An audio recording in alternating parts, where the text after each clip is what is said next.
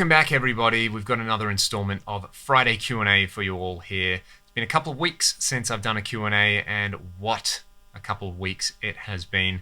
I will start this by saying that I hope all of you, wherever you are in the world, you are safe, you're being good to one another, you're being kind to all the people around you, and that they're being kind to you, and that if you do have a lot of time on your hands, you're able to spend it playing the guitar, because as musicians, we are very fortunate to have that kind of outlet and release. You know, you don't need a lot of other things if you have a guitar, in my opinion anyway. Having said that, myself and just about everybody else in the industry who plays gigs one way or another is out of gigs at the moment. So if you have a lot of time on your hands and you want to support your favorite guitar players, I'm not just talking about myself here, I'm talking about basically the whole industry, sign up for some lessons. You can learn new stuff, you can support your favorite players, whoever they are. There's so many people jumping onto that, doing Skype lessons or lessons through other avenues. It is a great way to help out, and like I said, it's a great way to develop yourself as a guitar player. So with that little PSA out of the way, I have to say again, thank you guys so much for all the support, and I'm going to play a little bit of guitar. I'm going to do some segues in this because a few of you have mentioned that you really like the kind of live nature of these Q&As. I'm going to click on my little list of questions on my monitor here. I'll play, and then I'm going to talk about myself, which kind of feels weird, but that's the point of these Q&As.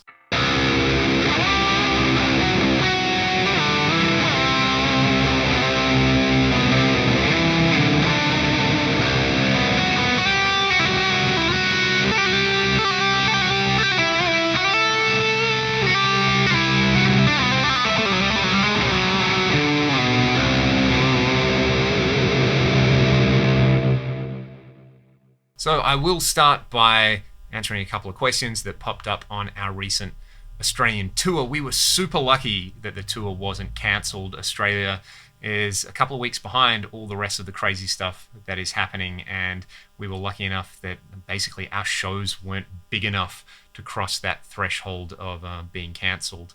And certainly if we were about to head out on tour right now, they would definitely be canned, no doubt about that. But I'm glad so many of you enjoyed the little tour vlog that I put up. There were a couple of questions about what we eat when we're on the road, and a couple of questions about, you know, our diet and things like that. And, you know, in the videos that you saw, yeah, we were munging out on junk food, but keep in mind that you maybe saw the tiniest amount of time of us actually on tour. Generally, we're lucky enough that we kind of eat pretty well, and we were looked after really well on that particular tour by basically people who came out to the shows. We had a couple of people host us, which was really, really lovely. And essentially, one of the best things that you can do on tour is to not eat junk food every day. Like I said, I know in the video we're doing a lot of that, but just having at least one solid meal like you would at home, which, you know, isn't fast food and isn't laced with crap, is really, really important to just kind of feeling good. And a lot of the time, if you have to go out and do a show and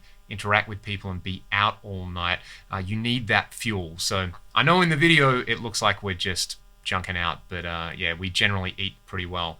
And, you know, we're not on meth or anything like that, don't worry. I'm just naturally a very scrawny guy. Don't worry about me, I swear. So playing the new song on the tour, a few people asked about that. I have to say as well, thank you to everybody who has bought or downloaded the brand new single. The response to it has been awesome. It's always nerve-wracking putting out new music out there, and over the course of the tour, like, we kind of learnt how to play the song, and it got a great reaction. It kind of sits in an interesting place with the rest of our set. It's definitely the kind of meanest, stompiest kind of song. And to all the people out there who watched the channel who came out to the shows, again, thank you so much. It blew me away to see so many of you actually come out to the shows. It means a lot. So yeah, thanks for the response to Follow the Leader. We did play it on tour. Like I said, we got a lot better at playing it the first couple of times we did it with, you know, kind of nail biting, and there were a couple of moments, but by the last show of the tour that we did, I thought we were really on top of it, and it felt really good to play, which is what it's all about.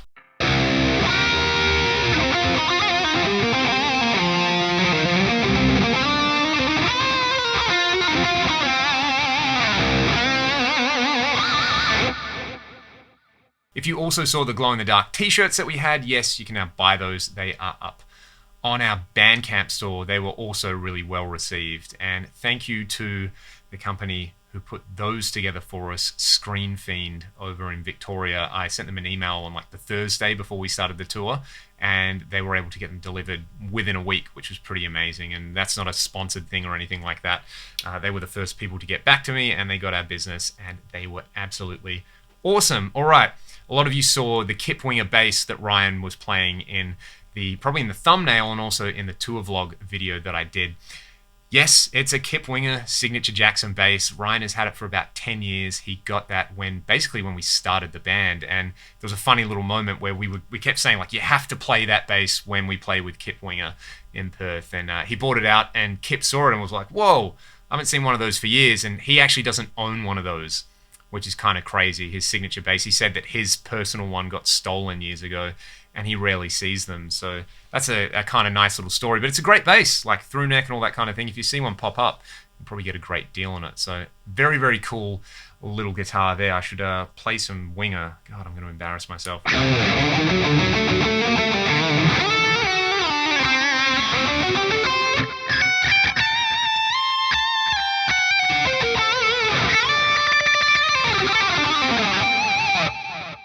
I still need to work out that tapping lick in Rainbow in the Rose, but that's high on my list of solos to learn all the way through. Regarding the 5 Killer Riff series, thank you to everybody for all your suggestions.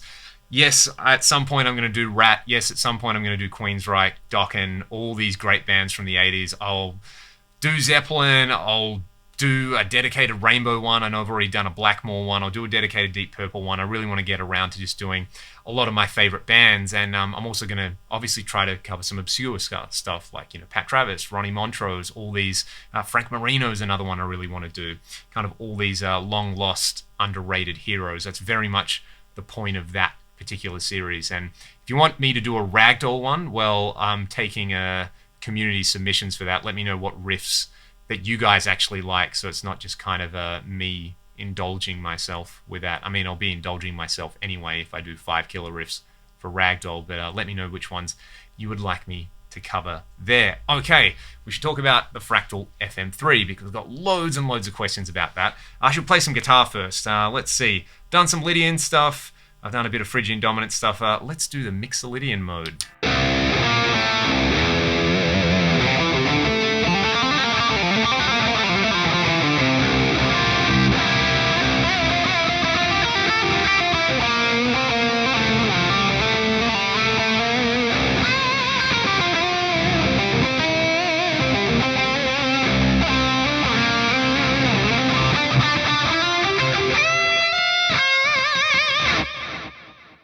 Maybe I can go through all the modes in this particular video. So, how did I get on with the FM3 on tour? I loved it.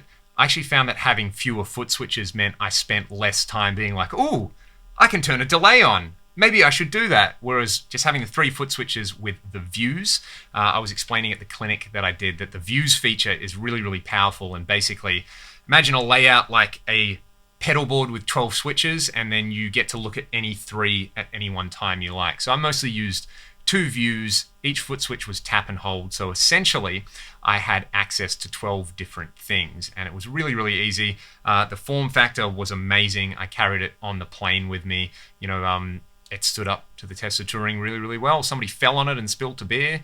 I didn't have any real issues when it came to pulling sounds or anything like that. It was pretty much plug and play, so I was very, very happy about that. In terms of things that you guys want me to show off, I'm going to do that in a series of videos. If you want me to do the deep dive stuff, or you'd prefer me to do like a series of videos, shorter videos like 5-minute tones, let me know in the comments because I want to cater it as best I can to what you guys actually want to watch. And yeah, it's a really, really cool unit. I'm very, very fortunate to have my hands on one, and I've been loving jamming on it. We did Mixolydian. What can we do next? Let's do the humble Ionian mode.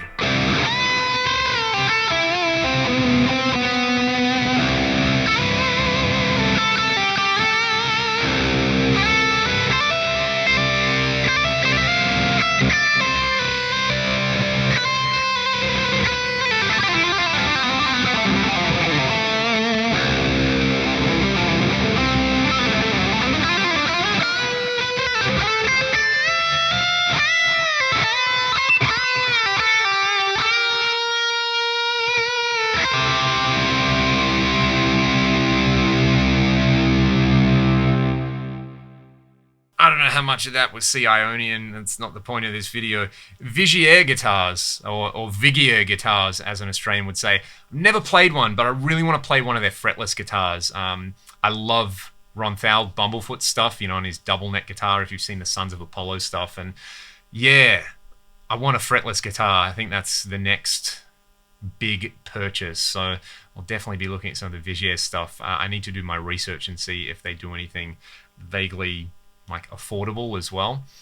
But yeah, they've been on my radar for quite a long time, particularly for the fretless models. All right, talking about guitars, somebody asked me if I could choose any Kiesel guitar to play, what would I choose? And I played a really, really nice Vader, I think it's called, the headless one, last year. That really, really impressed me. So I'll probably go for something like that, just because I kind of like headless guitars as well. I don't own a headless. I'd probably go for a 7-string multi-scale or something, just because that's the thing to do if you get a Kiesel. They do a lot of nice traditional looking stuff, but I don't have an extended range guitar. So if I had to do that, I would go with those. Alrighty, what have I got next on this list of things?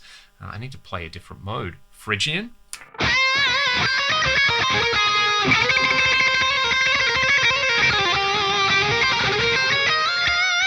That didn't work very well. My camera battery died. Anyway, moving right along. Have I ever been to the States, particularly Memphis? I've been to the States a lot. Ragdoll has toured the States quite a bit, and my wife is from Texas in the States, so we try to go back as often as we can, but I've never been to Memphis. The person asking this also made the point that a lot of the music I seem to like has that kind of southern influence in there, and a lot of the kind of blues influence, and I would love to do a road trip one day, which is kind of like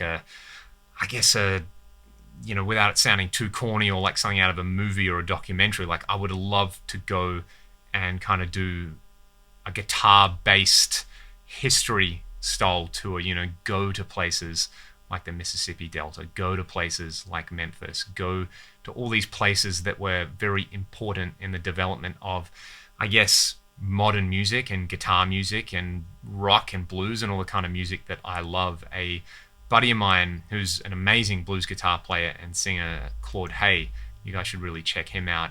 He said he did a similar thing a few years ago and kind of did gigs on the side and just had the most amazing time. So that's something I would love to do one day, but never been to Memphis, but everybody says it's super awesome. All right, where are we at? We're almost out of time. How do I like the action on my guitars? I like it low. I use 10 to 52s in drop C. So the strings for the tuning, are probably a little bit on the lighter side. And I like the action low, and I like my guitars easy to play because it's not a competition. Just kind of use what you're most comfortable with. And I love on this guitar that I can do stuff like this.